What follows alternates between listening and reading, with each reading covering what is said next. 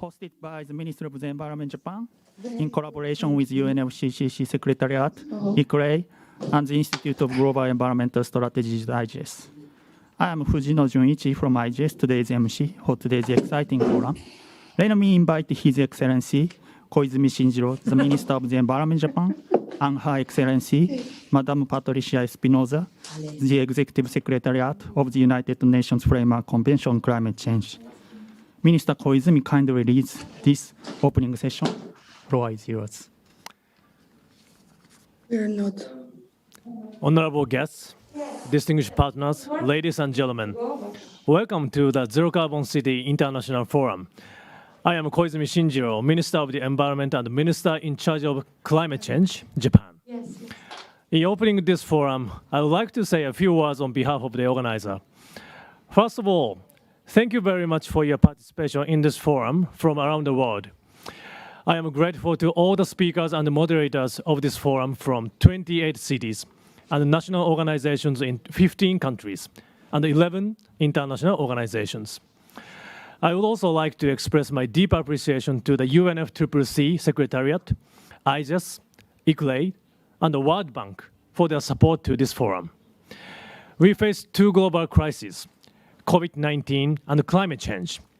To tackle this extraordinary challenge, all countries need to cooperate and unite. That's why we held a ministerial meeting of the online platform last September with the UNFCCC. The participating countries shared their actions for green recovery from the COVID-19 and agreed that redesigning our socioeconomic systems is important. The key to achieving that is three transitions: to decarbonize society, to circular economy, and to decentralize society. We also reconfirmed that the policy and action of local governments are crucial because of their direct link to citizens' daily life and activities. Based on that idea, Japan is promoting a decarbonized society from the ground up, starting with the cities. The number of Japanese zero-carbon cities or local governments committing to zero-carbon emissions by 2050 has now reached 320, covering more than 100 million people. To accelerate such a movement, the Japanese government launched the Council for National and Local Decarbonization in last December. There, our focus will be on developing leading local models for decarbonization during the next 5 to 10 years, because that is a crucial period for us to achieve the 2050 goal.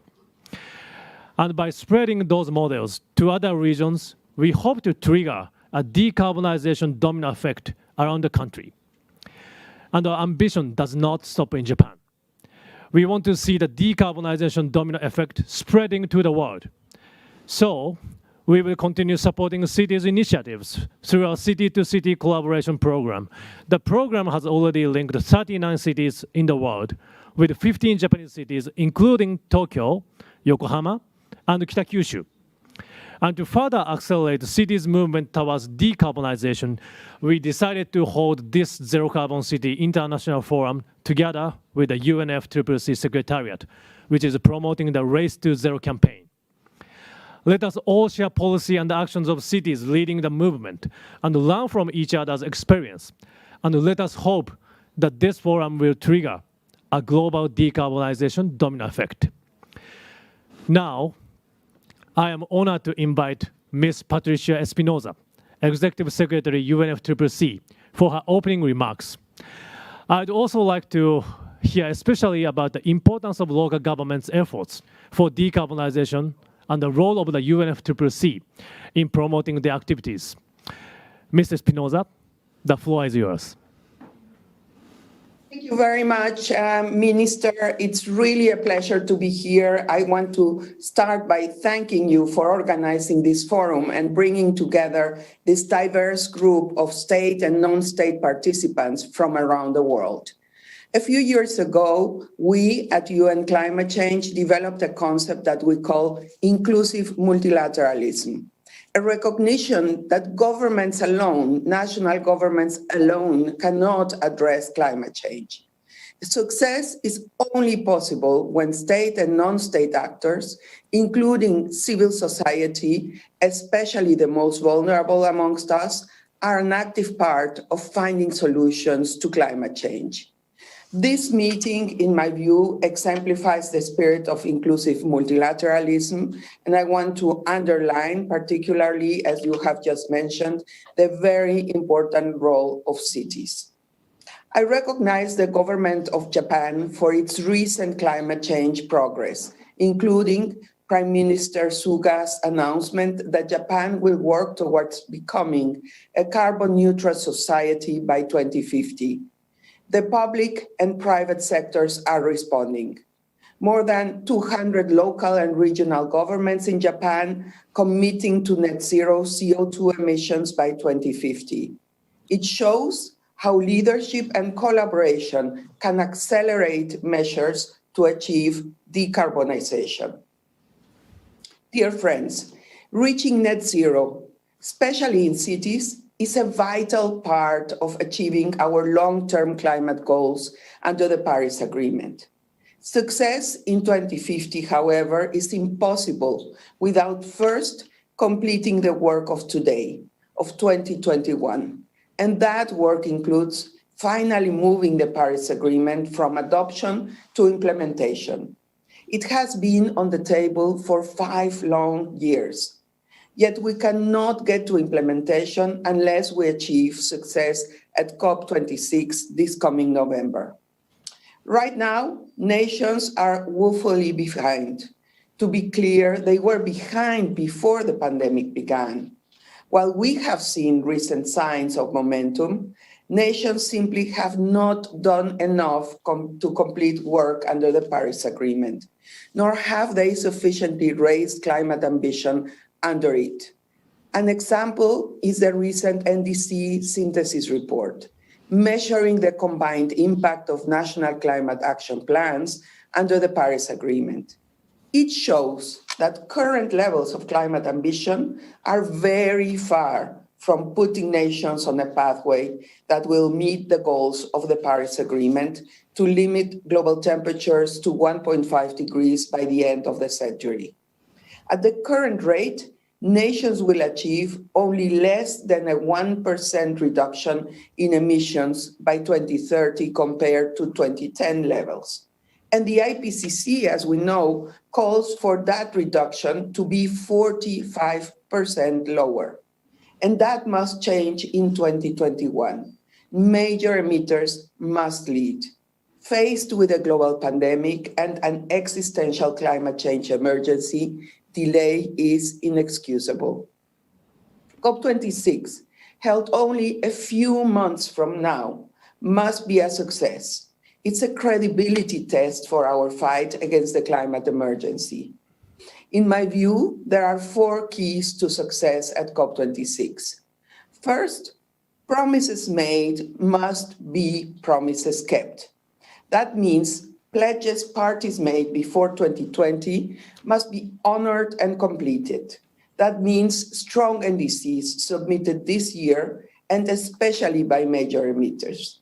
It's also true of the pledge by developed nations to mobilize $100 billion annually to developing nations by 2020. Second, it's time to wrap up outstanding negotiations and implement the Paris Agreement. The clock has simply run out. Implementation is needed at all levels, especially within cities. More people are living in cities than at any point in history. They want and deserve to live in areas that are clean, green, and healthy. The heavy lifting will be done by people such as urban planners, architects, material suppliers, and many others. But they must be supported by national and local policy and investment. We need those policies now. If we want to reach net zero emissions by mid-century, we're talking about a time period of about 30 years. That's the general lifespan of buildings being constructed now. Policies are needed for more than buildings. City infrastructure needs to actively encourage people to adopt sustainable habits, such as walking to work, recycling household waste, adopting a more circular economy, and more. These are only a few quick examples of how implementing the Paris Agreement and with clear plans spelled out in ambitious NDCs can accelerate the transformations throughout society we urgently need, and especially in our cities. The third key for success at COP26 is to raise ambition in mitigation, adaptation, and finance. The best time to raise climate ambition was yesterday. The next best time is today. Never has global expectation and political commitment been so far apart. It's time to close that gap. And when we're talking about raising ambition, we're not just talking about mitigation, but also adaptation and resilience and finance. Fourth, we must leave no voice or solution behind. We must re-engage with observers and non-party stakeholders in a unity of purpose. Our brand of inclusive multilateralism is the only way forward. Everyone has a role to play, and everyone must be involved. We see that today. So, dear friends, let us seize this moment. Let us reach not just across borders to do it, but across jurisdictions and generations, cultures and races. Let us build strong, resilient, and sustainable cities. Let us achieve zero emissions in 2050 and make COP26 a success this November. Let us work to complete outstanding negotiations under the Paris Agreement, move it from adoption to implementation, boost our climate ambition, and ensure all voices are heard during this crucial year. And let us build forward, build a better future, a green future, a clean future, and a future that is healthy, safe, resilient, sustainable, and prosperous for all people. Thank you very much, and thank you, Minister Koizumi, for your invitation. Over to you. Thank you, Ms. Espinosa, for your remarks. Let me once again express our gratitude for the cooperation of UNFCCC in organizing this forum. Now, I'm pleased to introduce our next speaker, who has sent us a video message, Mr. John Kerry, newly appointed United States.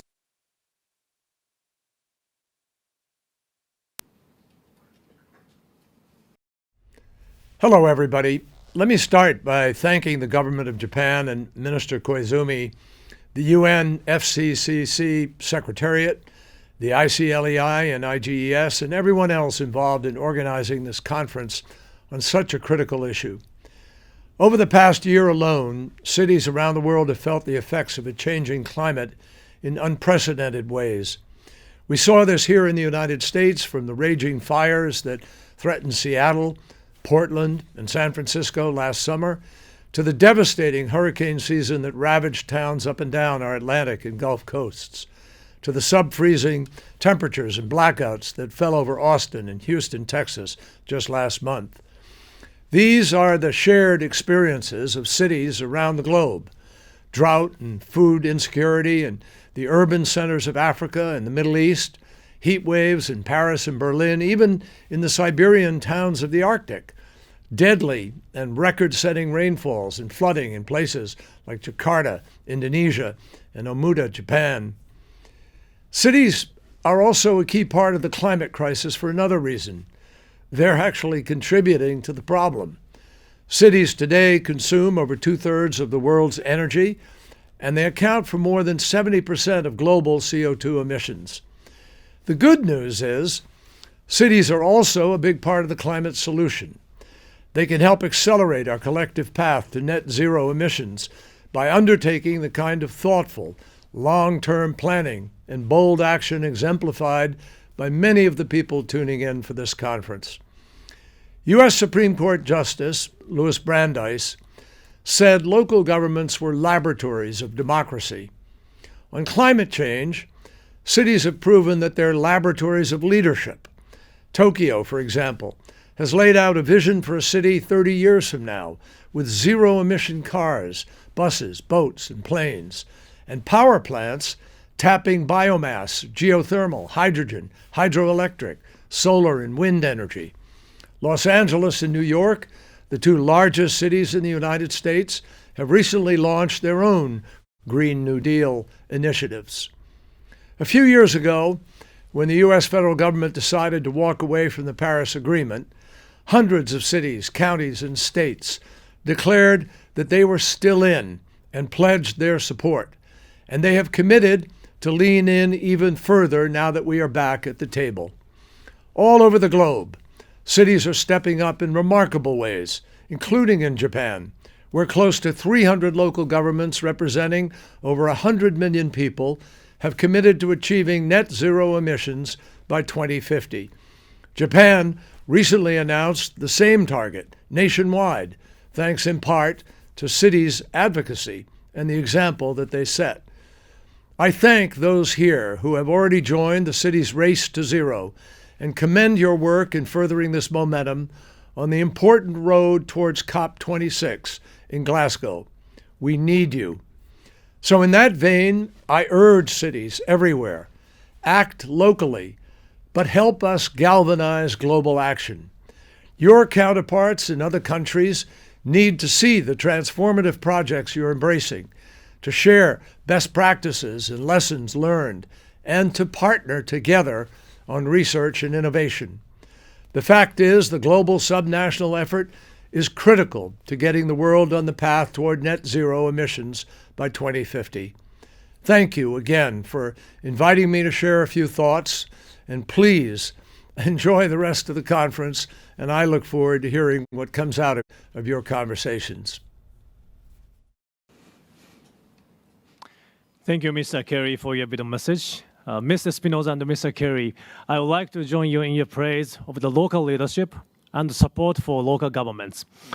Mr. Espinosa, I'm looking forward to working with you for the success of COP26 this year. We also welcome the United States' return to the Paris Agreement, as Mr. Kerry said in his video message. We will work closely with the US, including at the Climate Summit in April, so we can spread the decarbonization domino effect together. With this, I conclude the opening session of this forum. Once again, I thank Ms. Espinosa and Mr. Kerry for their participation.